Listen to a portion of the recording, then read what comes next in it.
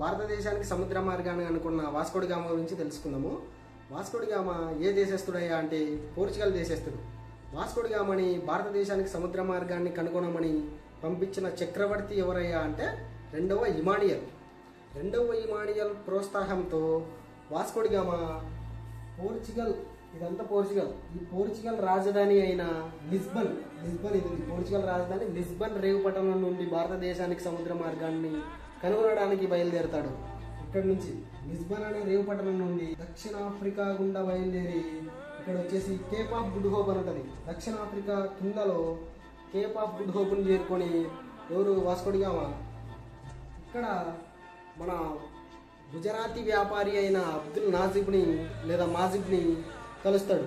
ఇక్కడ నుండి గుజరాత్ వ్యాపారి అయిన అబ్దుల్ నాజిబ్ సహకారంతో అప్పుడు అడుగుతాడు వాస్కో డి గామా, అయ్యా నాకు భారతదేశానికి సముద్ర మార్గం తెలీదు, మీరు నాకు ఏమన్నా సహకారం అంటే హెల్ప్ చేస్తారా అంటే అప్పుడు అబ్దుల్ నాజిబ్ ఏమంటాడు, అయ్యా నాది భారతదేశమే, నేను భారతదేశానికి వెళ్తాను, మీరు నా వెంటరండి అనేసి చెప్తాడు. ఇక్కడ నుండి వాస్కో డి గామా ఇట్లా ఈ మార్గం గుండా ఇక్కడ కాలికట్ వస్తాడు. అబ్దుల్ నాజిబ్ వచ్చేసి గుజరాత్కి వెళ్ళిపోతాడు. వాస్కో డి గామా మొట్టమొదటిసారిగా 1498 మే 17వ తారీఖు ఇక్కడ కాలికట్లో అడుగు మోపుతాడు. ఇక్కడ కాలికట్లో వాస్కో డి గామా దిగినప్పుడు కాలికట్ని పరిపాలిస్తున్న రాజు ఎవరయ్యా అంటే మణి విక్రమ వర్మ లేదా మణిమంగళ పూర్ణ అని కూడా అంటారు ఆయనని. ఆయన జామరేన్ వంశస్థుడు, అక్కడ ఆయన పరిపాలిస్తుంటాడు. మరి విజయనగర సామ్రాజ్యాన్ని ఎవరు పరిపాలిస్తుంటారయ్యా వాస్కో డి గామా భారతదేశంలో అడుగుపెట్టినప్పుడు అంటే ఇమ్మడి నరసింహరాయలు అనేట ఆయన వాస్కో డి గామా దిగినప్పుడు ఇమ్మడి నరసింహరాయుడు విజయనగర సామ్రాజ్యాన్ని పరిపాలిస్తుంటాడు. మరి ఢిల్లీలో ఎవరు పరిపాలిస్తుంటారయ్యా అంటే సికిందర్ షా లోడి వంశస్థుడైన సికిందర్ షా లోడి ఢిల్లీని పరిపాలిస్తుంటాడు. వాస్కో డి గామా 3 పడవలతో భారతదేశానికి సముద్ర మార్గాన్ని అనుకోవడానికి బయలుదేరుతాడు. వాస్కో డి గామా ప్రయాణించిన పడవ ఏదయ్యా అంటే సౌ గాబ్రియల్. ఆ పడవలో బయలుదేరుతాడు, 64 మందితో బయలుదేరుతాడు. ఓకే, వాస్కో డి గామా వచ్చినాడు. వాస్కో డి గామా ఇప్పుడు ఫారినర్స్ వచ్చినారంటే మనం ఎట్లా పోతామో అట్లా వాస్కో డి గామా వచ్చినప్పుడు జామరేన్ వంశస్థుడైన కాలికట్ రాజు వాస్కో డి గామాని ఆహ్వానించినాడు.